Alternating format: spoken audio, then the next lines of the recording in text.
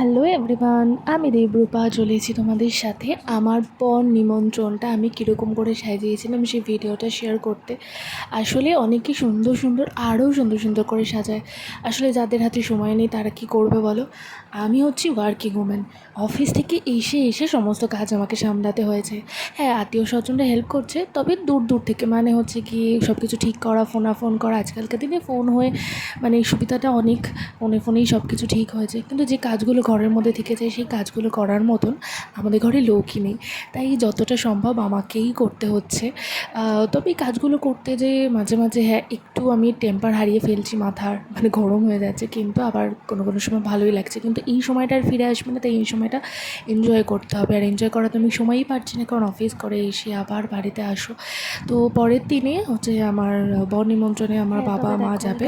তো তাই জন্য আমি কার্ডটা সাজিয়েছিলাম, মানে নর্মাল কার্ডই দেওয়া যায়, কিন্তু আমি বললাম ঠিক আছে একটু ইউনিক করে দিলে ভালোই লাগবে, বেশ মানে একটুখানি অন্যরকম জিনিসটা।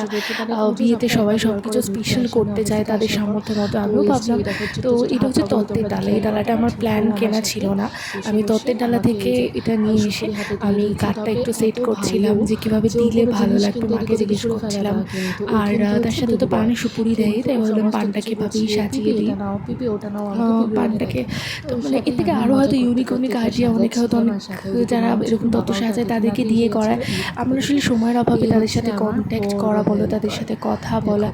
এখনও আমার বিয়ে 7 দিন বাকি, কিন্তু এখনও প্রচুর কাজ বাকি আছে। মানে আমার মাথাটা জাস্ট বন বন করে ঘুরছে, আমি ঠিক সময়ে সব কাজ সামলে উঠতে পারবো কিনা, সব কিছু অ্যাভেলেবেল থাকবে